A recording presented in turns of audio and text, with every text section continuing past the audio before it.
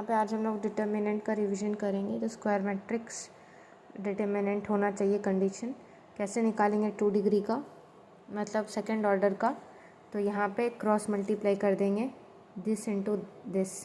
तो ये third order का दिया हुआ है। तो A1 C1, C1 को क्या बोलते हैं, माइनर को फैक्टर पढ़ा है ना, वो C1 अभी बता देती हूँ कैसे होगा। फिर ये तीनों का उसका A1 C1 फिर A2 C2 या कोई किसी भी रो के साथ कर सकते हैं। सिंगुलर मैट्रिक्स क्या होता है, जिसका डिटर्मिनेंट क्या हो, जीरो हो। सिंगुलर मैट्रिक्स का डिटर्मिनेंट जीरो, माइनर जिसका एम पूछे, जिसका माइनर पूछे AI को काट दो। जैसे अगर इसका पूछा तो इसको काट दो, फिर इसको जैसे सेकंड ऑर्डर के साथ करते थे वैसे कर दो। फिर लेकिन को फैक्टर में क्या होता है, -1 to the power I plus J into M, इसको कर दो। ऐसे भी कर सकते हो, प्लस माइनस प्लस, फिर minus plus plus minus plus minus, ऐसे करके भी को फैक्टर कर सकते हो। इसको यूज नहीं करोगे माइनर के साथ ये सारा सिंबल।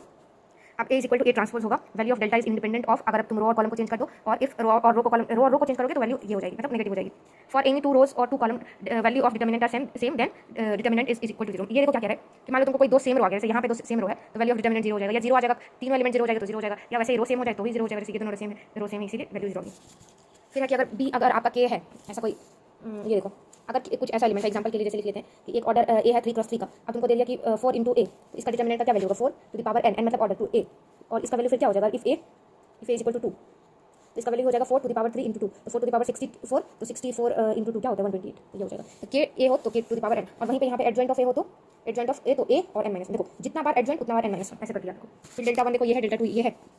अब जो चाहे फर्स्ट रो का फर्स्ट पे डिपेंडेंट नहीं करता, उसका को फैक्टर को अगर R1 R2 को अलॉन्ग उसको एक्सपेंड करो तो डेल्टा 2 की वैल्यू, मतलब ये डिटर्मिनेंट की वैल्यू आपकी फर्स्ट रो का फैक्टर। देखो ये सिंपली ये क्या कह रहा है, इतना मत सोचो। देखो अगर तुम इसका वो देखो को फैक्टर, इसको काटोगे 3 to 10 15, अगर इसका देखोगे तो क्या है तुम्हारा 3 to 10 15, मतलब जो भी को फैक्टर तुमको मिलेगा 20 का और 3 का को फैक्टर तुमको क्या मिलेगा, यहाँ पे सेम मिलेगा। लेकिन भले दो अलग अलग एलिमेंट है, लेकिन जो एलिमेंट का पोजीशन होता है उसका जो को फैक्टर होता है दो डिटर्मिनेंट में, अगर रेस्ट ऑफ द थिंग तुम्हारा सेम है, जैसे ये सेम है ये सेम है, तो को फैक्टर तुम्हारा सेम है। इंपॉर्टेंट है ये के लिए फॉर J, इसको लिख लो यहाँ पे फॉर J।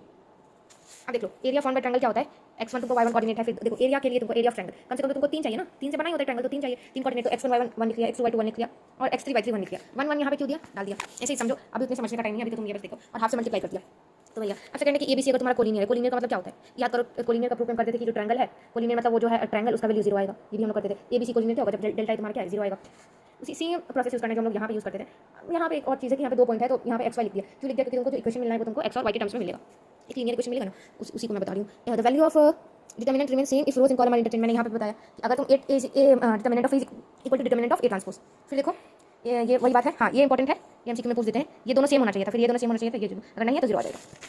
अब ये देखो, अब कोई ये है तो इसका रूट क्या होगा, alpha beta gamma, alpha plus beta plus gamma minus B by, ये कॉमन चीज़ है जो यूज होता है।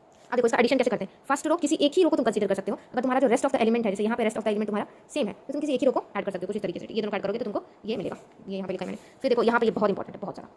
यहाँ पे तुम्हारा कोई फंक्शन है तुमको इस तरीके से दिया हुआ है, तो तुम इसको ऐसे एक्सपेंड करके इसको ऐसे लिखो। फिर तुम्हारा और कोई भी रो तुमको ऐसे, जैसे यहाँ पे तुमको लिखा है एनी रो कॉलम डिटर्मिनेंट भी जंप कराओगे तो देखो